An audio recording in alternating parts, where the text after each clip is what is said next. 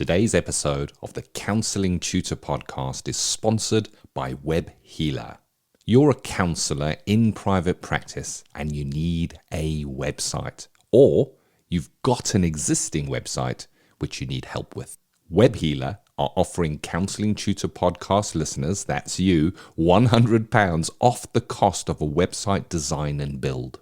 Now, Web Healers specialize in websites for counselors and psychotherapists. It's what they do. And the Web Healer team provide a completely non-technical, done-for-you solution, leaving you to focus your time on your clients. Operating for 20 years, Web Healer are a trusted resource amongst counselors when it comes to getting your practice online. So get the package details and claim your £100 off coupon for your new website by going to counsellingtutor.com/website. That's counsellingtutor.com/website. Hi, I'm Rory and welcome to episode 297 of the Counselling Tutor Podcast. Our special guest is Alex Gulland, an award-winning filmmaker, an equine learning practitioner, a creative director, a trainee counsellor and a podcaster. Today, Alex joins us to discuss how, as a filmmaker, she uses counselling skills to make sure the people she interviews are heard and understood. So with that said, let's get on with today's episode. Welcome to the Counselling Tutor Podcast, the must-listen-to podcast for counsellors, psychotherapists, and counselling students. Here are your hosts, Rory Oakes and Ken Kelly. A very warm welcome to episode 297 of the Counselling Tutor Podcast. Rory and I are delighted that you've joined us. And 3 stops on today's journey, starting off with that ethical, sustainable practice. Today, we're going to be looking at something that affects us as counsellors, and it's becoming more and more commonplace, and that is navigating scams. There are certain scams that target us as counsellors, but there's also other scams we should be aware of. So this is the essential insights for counsellors and psychotherapists. We then move on to Practice Matters, the CPD section of today's episode, where Rory, you met up with Alex Gulland and you were speaking about using counselling skills as a filmmaker. Really interesting.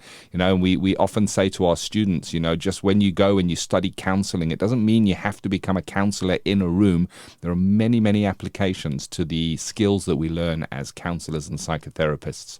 We then delve into student services. For episode 297, we're going to be speaking about finding your voice in supervision. And this can be you as a student, you're just starting in supervision. How do you find your voice and how do you use supervision and be your real self within this? But I think that this also applies to our qualified practitioner friends. Who are we being when we go into supervision? What is the voice that we are using there? But let's kick us off, Rory, with that ethical, sustainable practice. Something I don't like to hear, but I see it around a lot. I see there's lots of conversations about it, and this is the increase in scams, specifically scams that are targeting counsellors and psychotherapists, and what we might need to look out for, Rory. Absolutely, Ken. And I was alerted to this because I was looking through our Facebook page. And if you're not a member of our Facebook group, if you go to Facebook, type in Counselling Tutor, we'll let you in and you can see all the interesting conversations and all the other people talking about the world of counselling and psychotherapy. And it was somebody who had been contacted by a scammer. And it took me back to when I taught at the college. I used to teach at Warrington Collegiate, and I think it was 2010. So we're talking quite a few years ago now. And I came in one Monday morning and opened up my email, and I had an email from a therapist local to Warrington, St. Helens, and she said to me, Rory, can you help me? I'm stuck in Thailand. I've been robbed, and can you send me some money? And my first reaction was, oh, that's terrible. It's absolutely terrible. I'll do what I can. And then I thought to myself, it seems a bit of an odd request. I don't know this person. I've never spoken to this person. So I phoned her up, and she was sat in St. Helens, not in Thailand. And it was a scam. And there are a number of scams that are aimed at therapists, and I've produced a handout highlighting some of the scams and also a link to a professional body's website, which links to a number of scams and a number of names that come up on a regular basis. And if you want that handout, if you go to counsellingtutor.com, find podcast 297, that handout's waiting for you. But yeah, there are some quite worrying scams. And the thing is with these things, Ken, that people sound so plausible. That's why they're very successful scammers, I guess. Yeah. And, you know, if you think about it, it's a natural progression that as we're dealing with someone who we believe is a potential client, that if they were to ask us details about ourselves and our practice, that we might give those over. And they may ask for details like our bank account details to be able to deposit money or to make a backs payment over to us. So we can freely be giving this information out without kind of asking ourselves, is this a legitimate client that I'm speaking to at the moment? And again, I just want to stress this at the beginning of this. We're not here to install fear and that we have to now question every single client. It's about being aware of this, listening to the gut feel. Is there anything that seems a little bit off with this transaction? And we're going to walk you through just a number of scams that are pretty commonplace at the moment. And the first one I've seen before, and I've seen this before for years and years, but it's now made its way round to targeting counselors and psychotherapists, and it's known as the overpayment scam. And it is when a bogus client, who is obviously a hoaxer, would contact a counsellor or a psychotherapist, present as a client for a certain amount of sessions. And they may say that they feel that they would like to pay for a block of 10 sessions with you as the counsellor. Of course, we would welcome that, I guess, in our day-to-day running of our practices. They will then deposit, not the 10 sessions that they suggested they would deposit, but 20 sessions. So they would overpay the amount that they said that they were going to pay into our bank account. This is generally followed by a message from the scammer who is presenting of the client in this instance saying, "Oh, sorry, I think I made that payment twice to you. I wonder if you might refund one of them for me."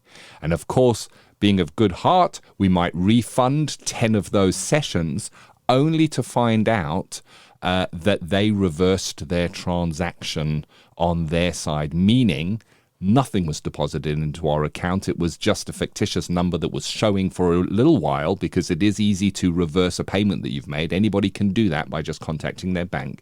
And then we pay them 10 sessions and then they withdraw the 20 sessions, leaving them with 10 sessions in hand of our money. And of course, then you never hear from them again, Rory. Yes, and of course the email that you have remains unanswered, and you're just left with being out of pocket.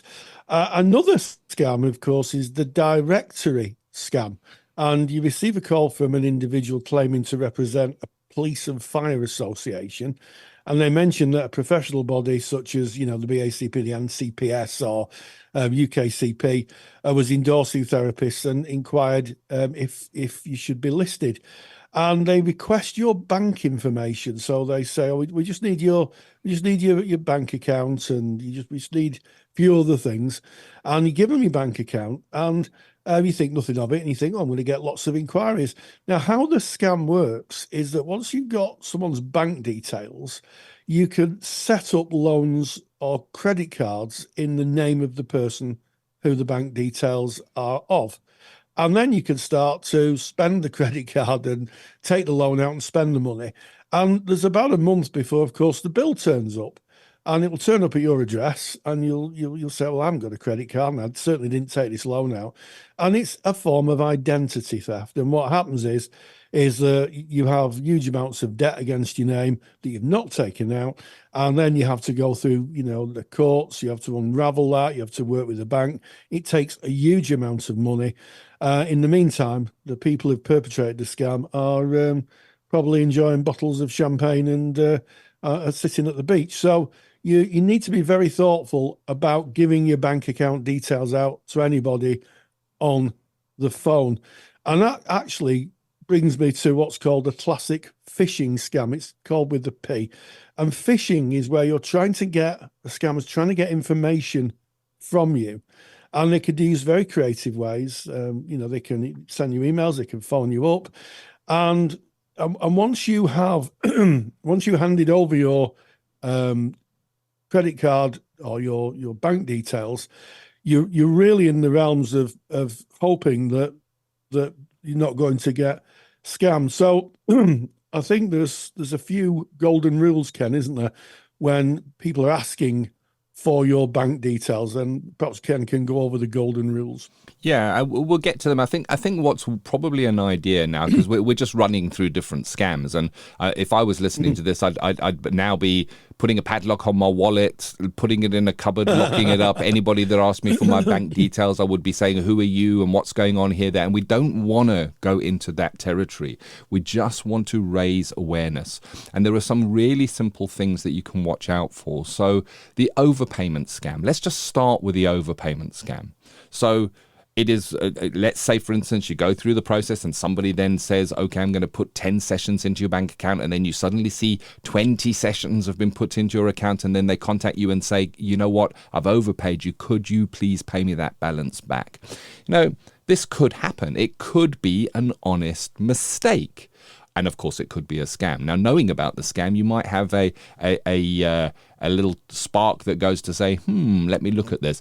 But the way to deal with that is to wait, to say to the person, yeah, sure, not a problem. I'll be happy to refund that for you. However, it's going to take me 7 to 10 days to do so. And what you're looking to do there is you're waiting for those funds to clear in your account, and you can speak to your bank and check that money is 100% cleared. In other words, it is your money, all of it, before refunding. And that way you can protect yourself from the overpayment scam.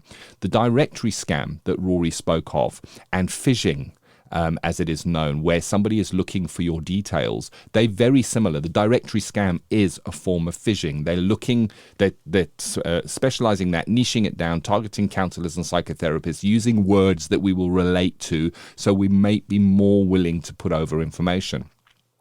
Now, somebody just having your bank account details does not, basically, the truth is, if somebody's got your bank account details alone, all they can do is pay money into your account. They can't take money out, they can't take loans, they can't do anything. There needs to be a lot more information held by these people to be able to do that. They need to know your full name. They need to know your address. And then they also need your bank account details on that. So it's when you're asked all of these bits of information that it can kind of, from somebody that you don't know who just emailed you out of the blue, and this is the thing here. So it's very different if you go online and you're on a registered store and you get to a checkout page and it says put in your credit card details and your name and details. If you look to the top left of that, you should see in the address bar, where the www dot is, there should be a little padlock there, and it should say HTTPS, which means it is secured, and it's a secure payment, and it's a legitimate way of taking money. It's when you're asked to provide details out of context, where you yourself did not go to purchase that and you don't have a relationship with the company. It just out of the blue drops into your account and you start sharing information. It can be an attempt to gain information on you. The information is consolidated, and then it is generally sold on what is called the dark web. And it's when all the little bits are put together. They have a name, they have an address, they have a postcode, they have banking details, and maybe an expiry date on a credit card or a debit card, that they're able to then perform identity fraud, which is then representing themselves as you said, Rory, and perchance applying for a bank loan. And of course, if your credit rating is right, that will be granted. They'll think it is you, and the only first notification you'll get of that is when the bill comes through the door. But Rory, you've put together the tips to protect yourself, the golden rules. Do you want to go through what they are? Yeah, thanks, Ken. Yeah, so if something appears too good to be true, it often is.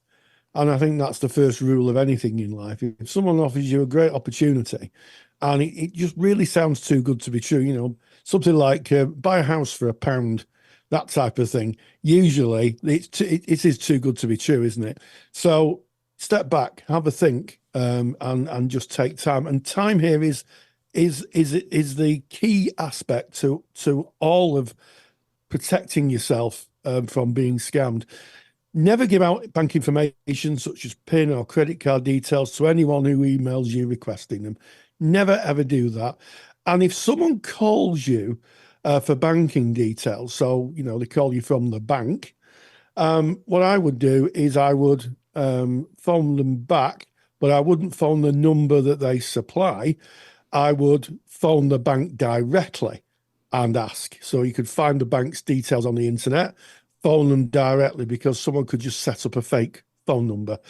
And also trust your instincts. One hallmark of scamming is pressure. So if we think about the double payment scam, which we talked about earlier, someone would phone up and say, "Oh, I'm running out of money and I can't pay my bills," and all that type of thing. And what you have to do is you have to say, you know, I hear that, but I do have to wait until the money clears. You know, don't feel pressurized. And if there's an element of pressure or emotional heartstring tugging, you can be pretty sure that that's something to be alert about. As I say, you know, overpayments do happen, as Ken said, but you need to protect yourself. And also, if you feel that you are a potential victim of a scam, you could contact the National Cyber Security Centre. It's a UK-based government agency, and they can take down fraudulent email addresses and websites. So, you know, that's in the handout.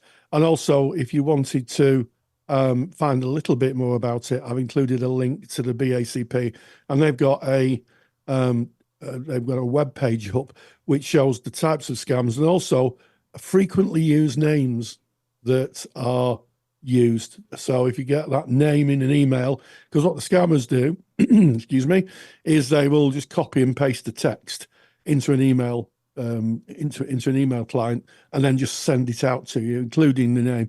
So if these names come up, you're pretty sure that, you know, what you're receiving is a fraudulent email trying to scam you.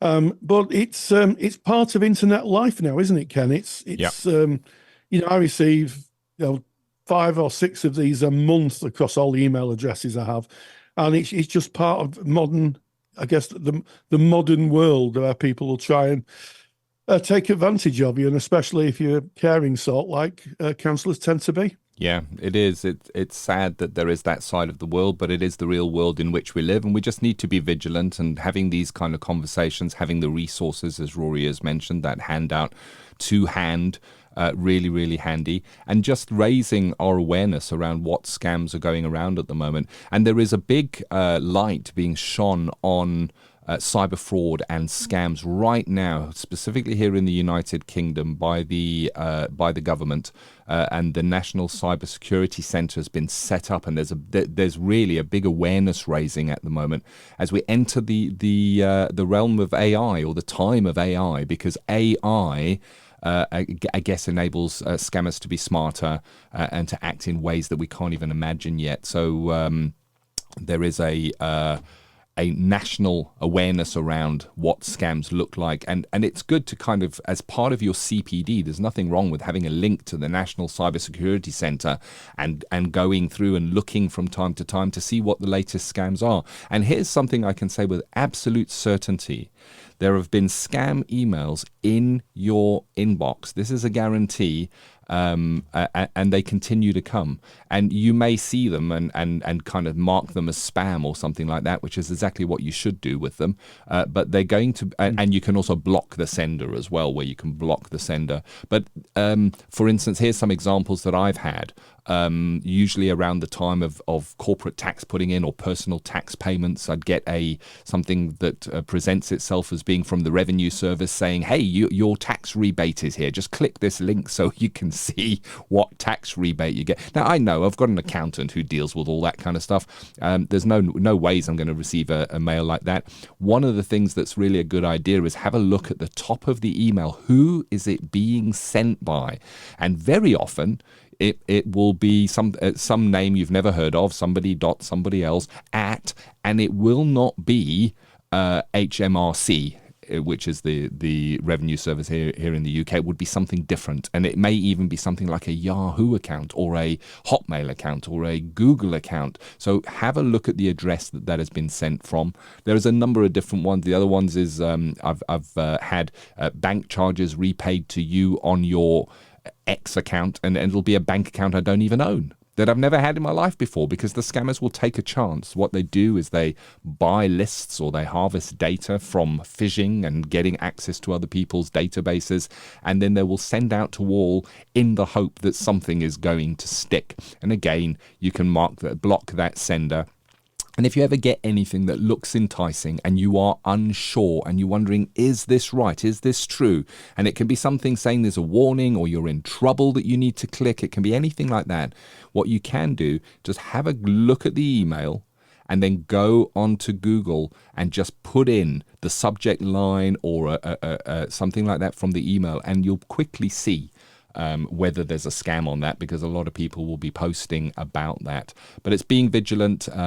It's keeping your eyes open, and go and get Rory's handout.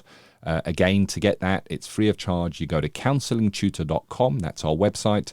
Click on the podcast tab. That's at the top of the page, and find episode 297.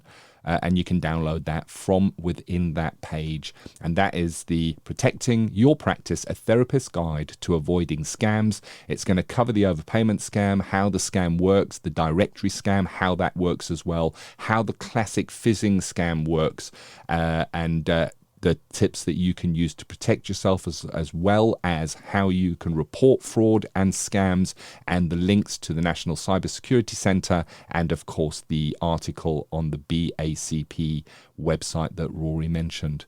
So there you have it, Rory. That's our duty of care for this day. Yes. Protecting you, the listener, from being scammed. And it's an interesting topic that came up, and one that, speaking to colleagues, comes up more than we'd like to think. So there you have our ethical, sustainable practice, where we help you run a ethical practice that is sustainable as well, so that you can kind of earn a living from practicing your counselling or your psychotherapy. We now move on to the CPD section, where we call it Practice Matters, and this is what you can claim for your CPD. You can write the hours down. And Rory, you had a chat with Alex around using counselling skills as a filmmaker. I haven't heard this, so I'm excited about this. Yes, it's a really interesting conversation. Alex reached out. She's a filmmaker, and she's recently made a film about animals in the Ukraine. Ukraine, at the time of this podcast, is at war, and one of the things that probably gets overlooked in wars is animals. And she's actually made a film, and if there is actually a opening sequence with Martin Clunes, a very famous British actor, famous for playing a guy called Dr. Martin.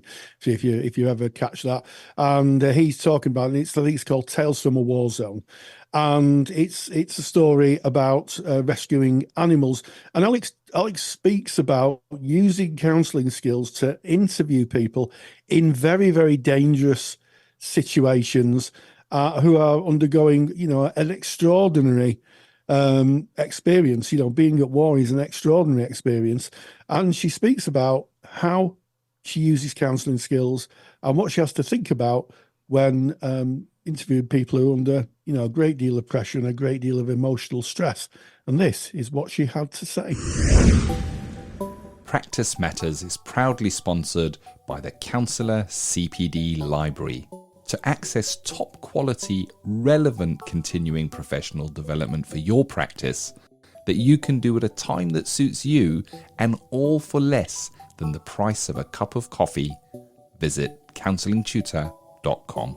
I think it's always interesting to see where counselling skills and counselling thinking can be used in other areas of work.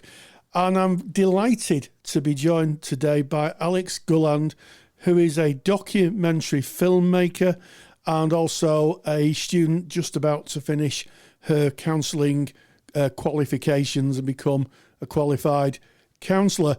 And Alex is going to talk to us today about the transferability of counselling skills and how she's used them in areas such as war zones in Ukraine, where she's speaking to people and having to be both very sensitive yet be very precise in interviewing the person who's sharing the information. So Alex Gulland, thank you so much for joining us today. Thank you for having me. So it's a kind of, when you first wrote to me, I thought, well, that's kind of interesting, isn't it? You know, people usually go the opposite direction. They're probably usually using counselling skills, although they don't know it, and then they go and become a counsellor. But you've gone and become a counsellor, and you're using those skills in documentary filmmaking. So how did that happen? What was the process of you thinking, wow, that would be useful for me to use those skills in the aid of making a really good interview? I think the two kind of happened simultaneously. So I started making documentaries. I was doing corporate filming before then, and then I was doing the documentaries, which was about more emotive subjects. Just at about the same time that I was doing my counselling, my person-centred counselling course. So the minute that I started doing those case studies with my colleagues, I noticed that there's a crossover between how you're interviewing somebody on a documentary side and also then how you're actually sitting with somebody and holding the space in a counselling room.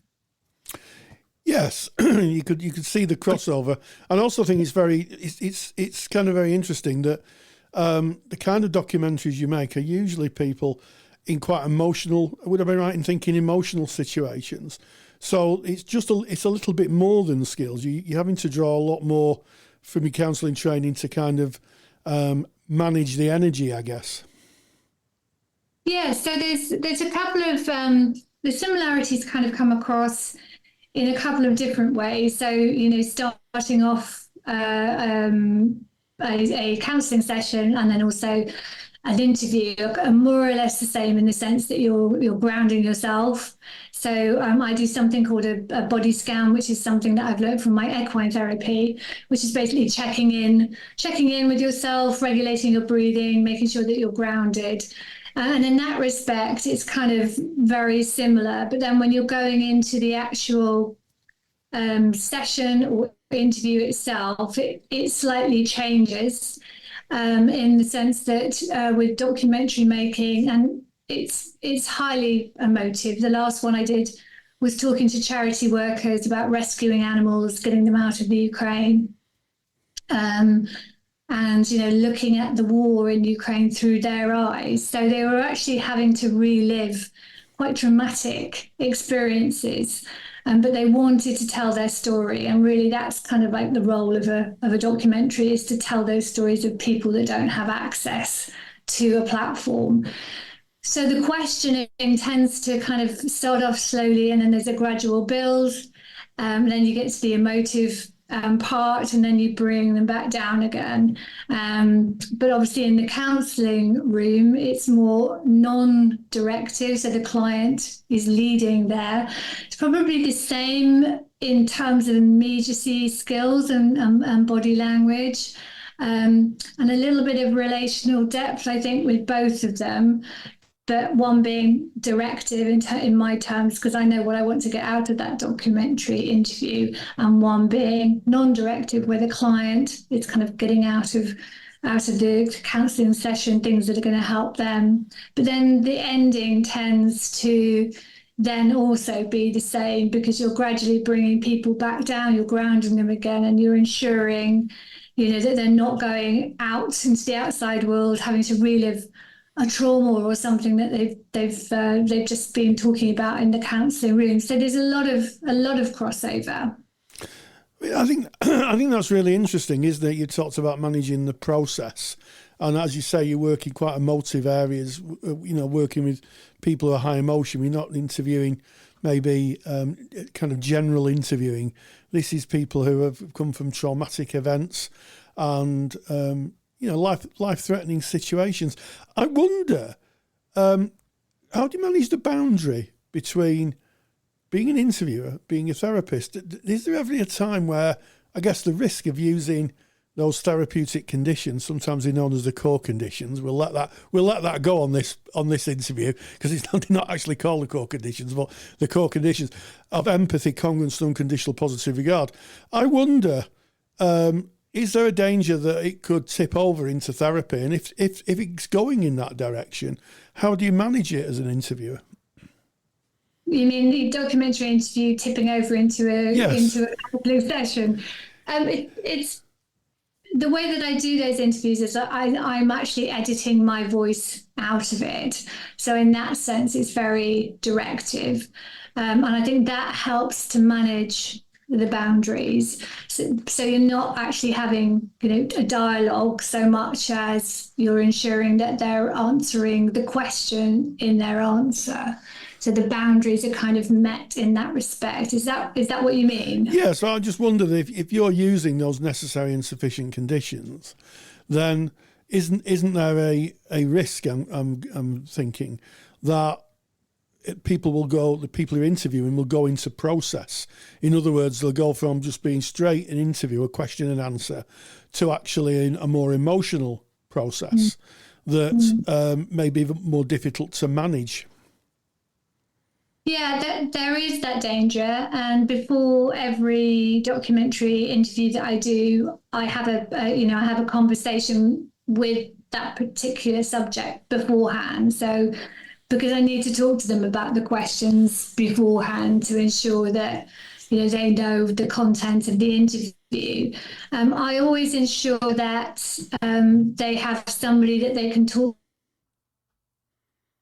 kind of access to a counsellor or some kind of support worker, so that they are okay when they're walking away from that interview itself. So I don't think there's a danger of it slipping into a counselling session if it's managed, but there is a danger that you're leaving them with that trauma, kind of reliving it, which is why I think the way that you question, the way that the questions are kind of built, and then kind of there's a gradient of kind of how it then comes to the end. I think that's the most important part. But yeah, I always, especially with the Ukraine ones, I had to ask them all if they had access to a counsellor, just in case it was something that was triggering for them, or they had somebody to talk to afterwards, because the boundaries for them could be, they could be tipping over their boundaries there into something which is very, very triggering.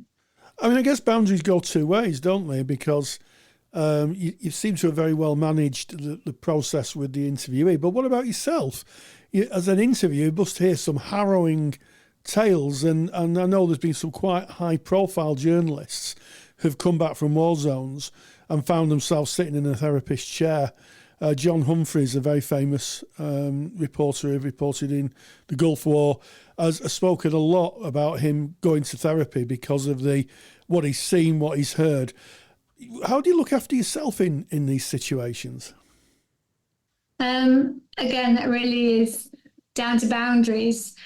The last documentary that I made, Tales from the Borders, I knew that all those interviews that I did with charity workers, refugees, and Ukrainian filmmakers, I knew that they would be emotive. But my mission in making that documentary was to give them a voice.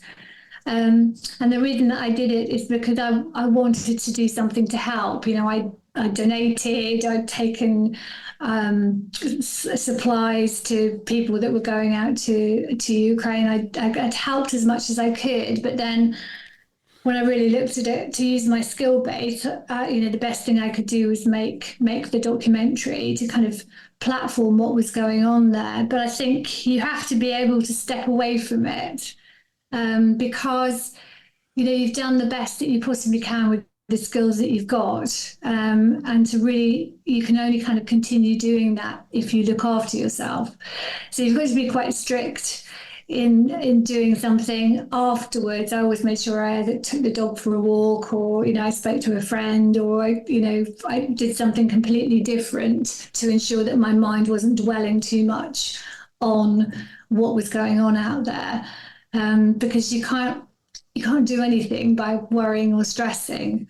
It's not going to make you done. I felt that I'd done as much as I could to kind of like help give the situation out there a platform. Yes, and just so the audience know, was this conducted? Did you actually go to the Ukraine, or did you do it as we're doing it today over a kind of video platform? It was done over Zoom, so there were a lot of interviews over Zoom. I couldn't go out to the Ukraine because, unfortunately, nobody would insure me in terms of an insurance company. But the beauty of that was that I made lots of connections. So like one interview would lead on to another interview. One of the ones was a Ukrainian filmmaker who was also making a film while he was out there. So there was just like a flow of kind of like of connections there.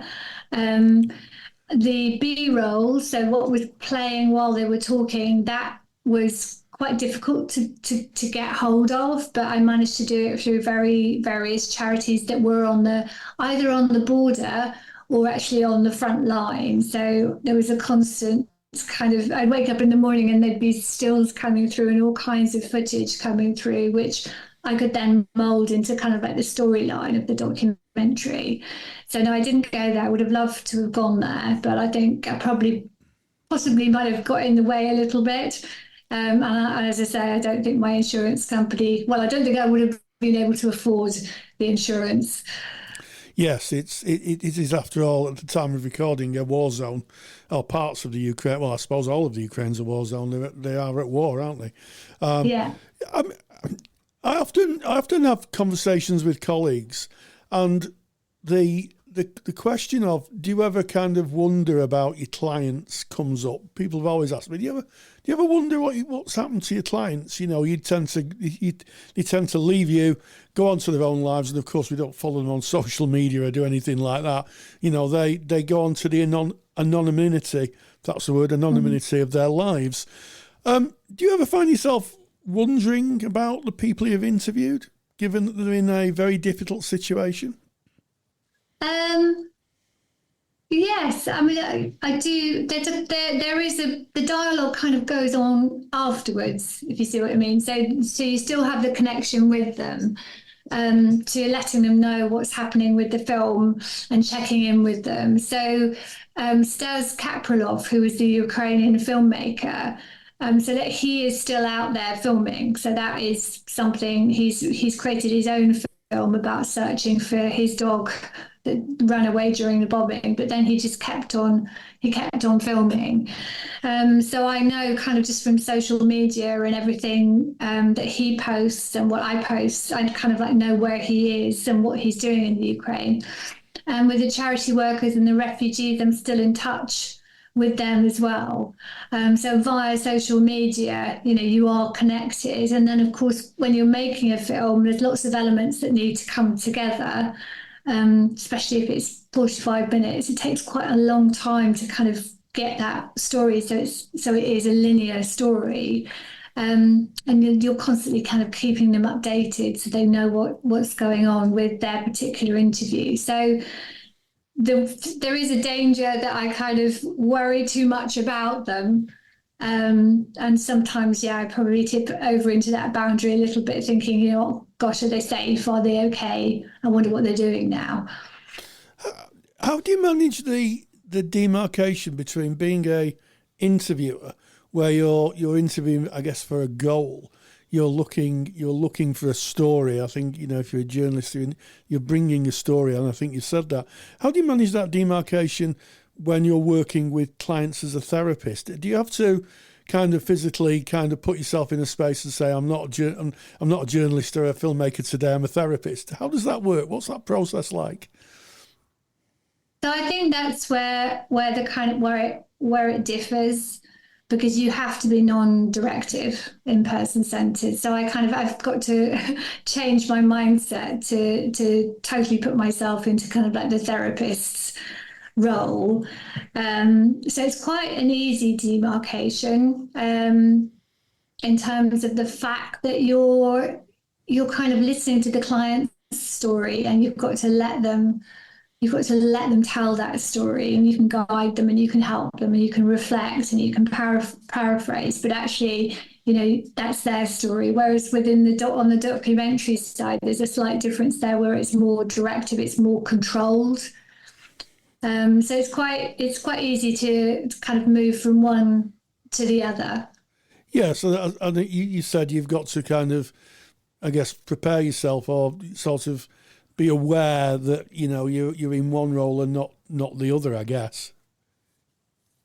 Yeah, and I think that's I just think that really is the environment. Also you're sitting opposite somebody in a chair, you haven't got a desk and a computer or a camera, so everything about it is very, very different. But kind of like the relational depth, so the actual connection that you have with that person in both the interview and in the counselling room is, there are bits of dialogue that do really kind of fall into that relational depth process. Yes, I guess when people are telling their story, they're trusting you, aren't they? And in terms of, I guess, the films you're making, they're not just telling their story; they're telling the story maybe of the animals that they're helping, or maybe just generally about the war itself. There's quite a few stories that are intertwined in the filmmaking side, it would seem. Yeah, there were lots of stories that kind of came out. And also there was a similarity between what people were telling me in the interviews. And the big thing for me was when they weren't expecting the invasion, because they threatened to invade so many times. They just viewed this as like another threat. So when it did happen, there was complete shock. And absolutely, everybody literally kind of, some people left larger pets behind. A lot of the exotic animals in zoos were left behind, because you can't transport lions and tigers and bears and wolves.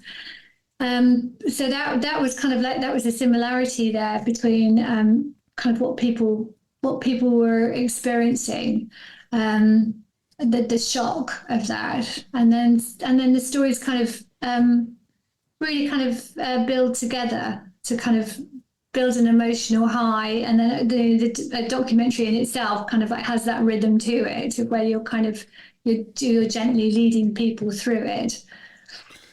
Yes, and do you think that, I wonder really is the more the question, I wonder, do you think that the work you've done as a journalist may shape the direction of your practice? Because I'm thinking you're working with lots of people in traumatic situations, in very unusual situations. And I wonder, do you think it may shape your therapeutic practice as you move towards graduation and decide where you're going to head with that particular work? So I wouldn't actually call myself a journalist. I think I'm a documentary. Okay. I'm not kind of on the front line, kind of getting news stories in all the time. In terms of it shaping how my practice is, I do work as an equine therapist, as well as training to be a person-centered counsellor. So I think it kind of crosses over there a little bit, that this need to really kind of be involved when there's some kind of animal charity or animals tend to be the innocent victims. So that's kind of why I think there's so many people that kind of really go out of their way to help people in that situation when they're trying to get their pets out of there. So I don't know if I'm answering the question correctly. I just wonder if, obviously working with people in very traumatic situations, you've obviously honing your filmmaking skills and your interviewing skills around being very sensitive to that, and you've got an unusual window to what war zones are and the added effects of being in the war zone. I was just curious, if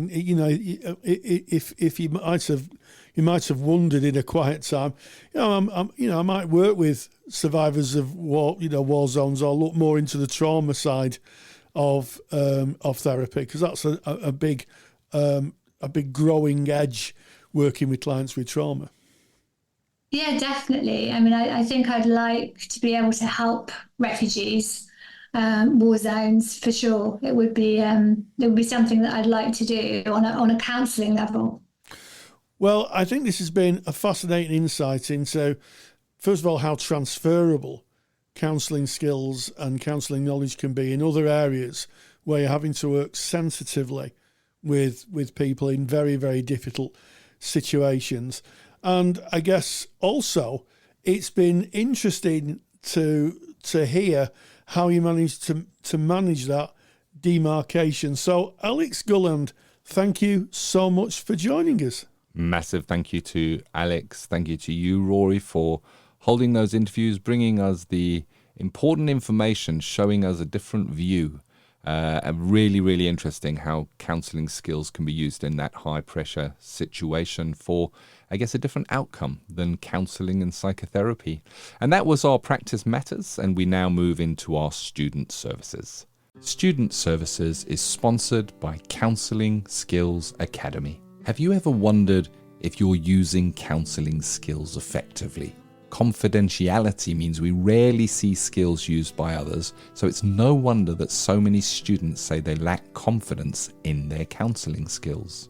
That's why I built Counselling Skills Academy. Counselling Skills Academy is an online course that you can do at your own pace. It will give you the skills competence and confidence to know that you're using your skills most effectively. You will see real counselling skills used by a counsellor in real life sessions, covering everything from how risk is assessed right through to working towards an appropriate ending. Visit counsellingskillsacademy.com to learn more and to claim your counselling tutor discount. That's counsellingskillsacademy.com. Student Services is where we recognise you, the student, on your formal journey to become a counsellor or a psychotherapist. And part of that journey is going to be going into placement and getting your supervisor. And today we're going to be speaking about finding your voice in supervision. And of course, this applies to our qualified listeners as well, where you can kind of consider what your voice is in your supervision. Rory, what is your voice in supervision? Well, I think that's a very interesting question. And I think a voice in supervision is for you being able to stand your ground a bit in supervision, and to be able to say to your supervisor, maybe when your supervisor's outlining something, you may explore what's going on for the client, and they may say, well, it sounds like this. And you may say, no, that's not actually it. It's actually like this. Because what tends to happen with students new into supervision is they can be a bit like rabbits in the headlights, deer in the headlights, And I can remember my first entry into supervision, and I was absolutely petrified. It was awesome enough going into to be a therapist and practicing with clients. Then you have to go and see a supervisor as well.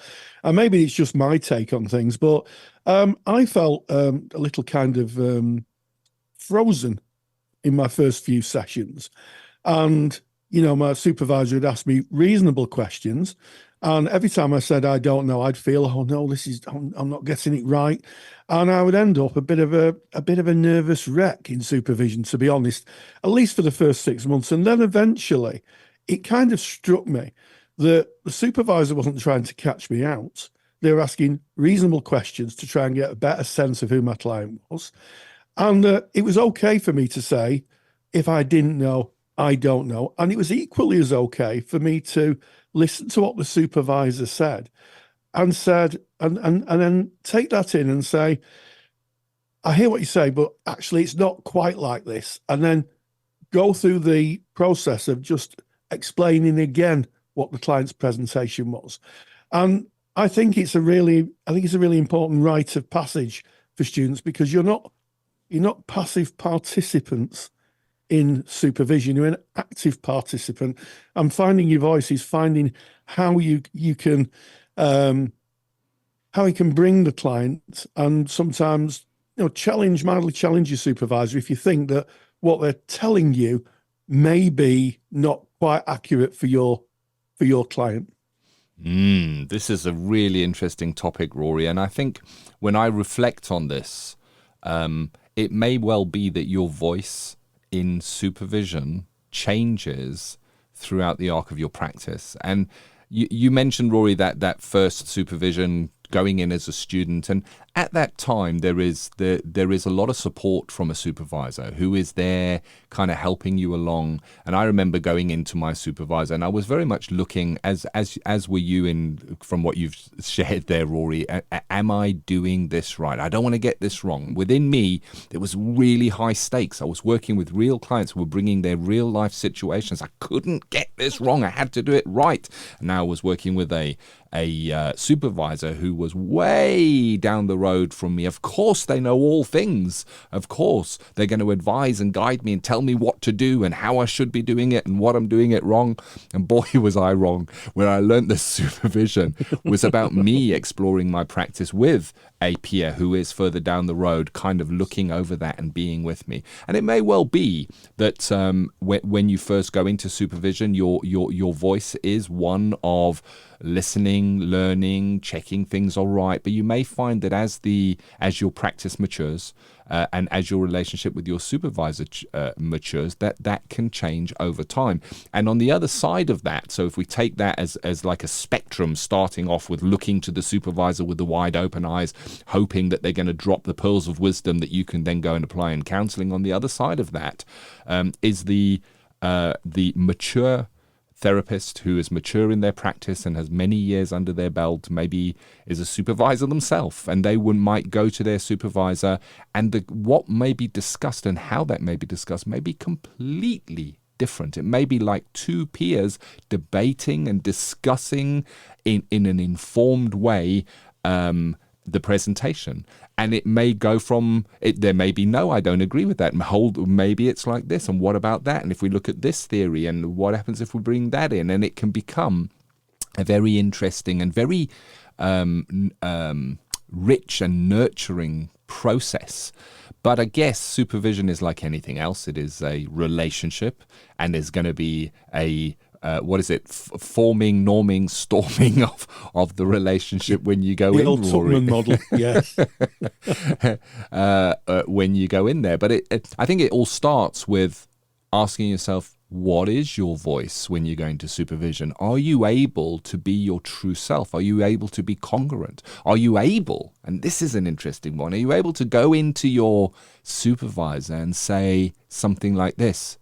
You know what? The client was speaking and they were saying how it was for them, and all I could think of was, there's only 20 minutes to lunch and I think I might go for a Nando's. Of course, other chicken shops are available. Could you dare say something like that to a supervisor? What's your thoughts, Rory? Yeah, and I think what you're talking about is being open and honest and bringing your entire self in therapy, in supervision. And also I think that when we talk, we always used to say that our students were our colleagues. They were our colleagues in training. I don't have any time for this them and us attitude that sometimes pervades, where you're not one of us until you qualify. No, as soon as you sit in front of a client, you're their counsellor. You are a counsellor. You're a counsellor in training, but you are a counsellor. And you're a colleague. You're a colleague of your supervisor. You're a colleague of your tutor, and you're a colleague of your peers. And yes, you might be at the beginning of your practice. So keep that in mind. Really do keep that in mind. And I think also it is about being really honest in supervision. Ken's right, through the arc of supervision. I had supervision this week, as I have every month for the last 22 years, I think it is, if I count, 22 years. And my relationship with my supervisors changed considerably. Supervisors have changed considerably over that time now. Now, if I don't know something, this week I was asked something, I said, I don't know. And then he asked me something, I said, I don't know that either. And I don't know that. And in the past, as a student, I would have thought, oh, that's a failing. I'm not doing it properly. It taught me that this week anyway, that, maybe there are some questions that I could use. So you could keep learning, you keep gaining that awareness, but also not to get too hung up on it. The supervisor isn't trying to catch you out. They're hopefully genuinely trying to get a sense of who you're working with, how you're working, and they're there as you are for the client. And I also think that early in supervision, there's a very formative aspect of supervision, and formative is a taught aspect. So you'll find, for those of you who've just gone into practice, that your supervisor may be teaching you, maybe saying, try this skill or try that, or ever thought of this theory.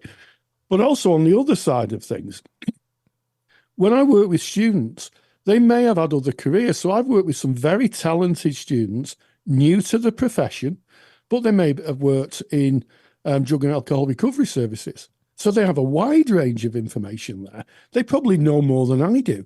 So, if you're the person who's come from a background of helping, you have something to offer, and maybe your supervisor could learn something from you. I know I've learned a huge amount from supervisees over the years, and I'm very grateful for it. Yeah, and that I'm going to shout bingo, which means yes, you've hit it bob on. That's here's the thing: as a student, you're getting the most up-to-date knowledge of the theory and the landscape of counselling, because you're doing a course where they need to teach you what is current now, what is happening right now.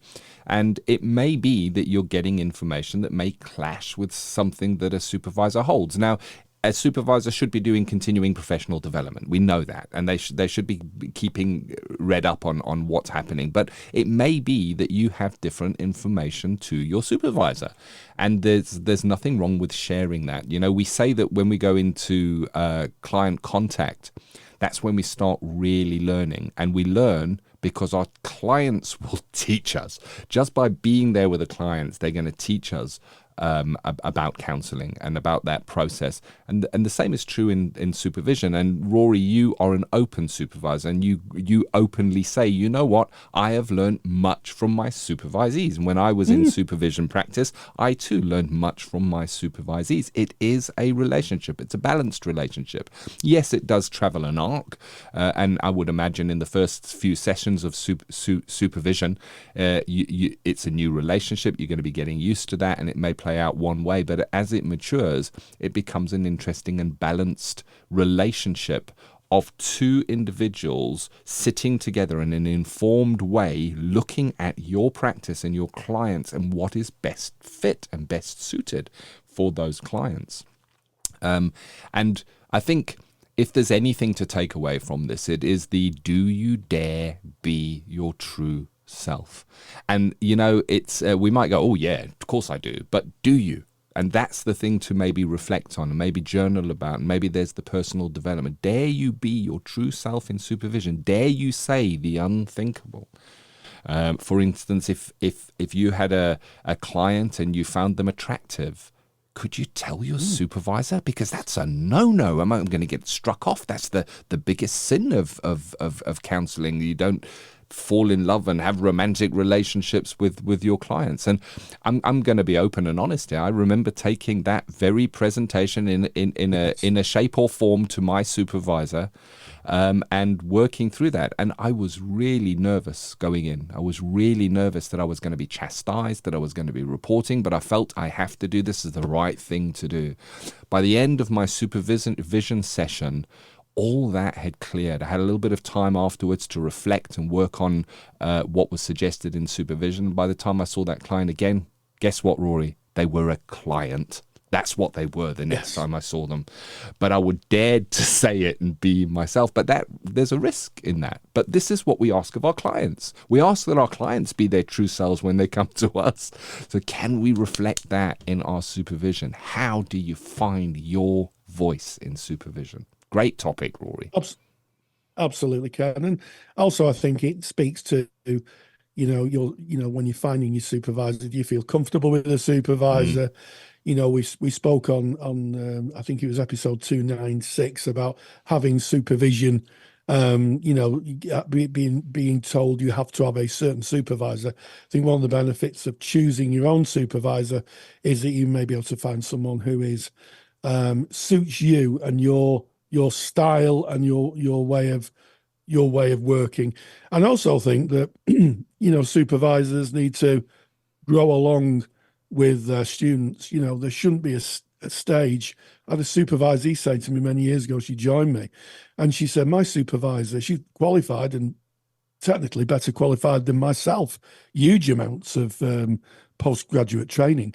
And she said, my current supervisor still treats me like I'm a student. Yes. And I said, was it the supervisor you had as a student? And she said, yeah. I said, well, maybe why? She's only seeing you as a student, but you're not. You are a consummate professional now, and this should be more collaborative, less of the taught ideas, more collaboration and inquiry and learning together. And she wasn't getting that, so she changed the supervisor. But you have to grow with your supervisees as a supervisor, and see them. I think the key thing for me, Ken, is see them as colleagues. Yeah, just see them as colleagues. And that way, you kind of always see them as colleagues first, as opposed to a student. The colleagues first, who are students, and that way you're transmitting the respect. Yes, sometimes you have to step in, as you do with any student learning any discipline, but it's how you step in and how you look at that learning together. And I think that as the students, and for those listening, you're the future of therapy. You'll be still practicing when maybe your supervisor decides to retire or move on. So it's very important that we cultivate that attitude in our supervisees, so when they become supervisors, they give that respect to the people that they're supervising. Yeah, I couldn't agree more, Rory. It's I'm just thinking now.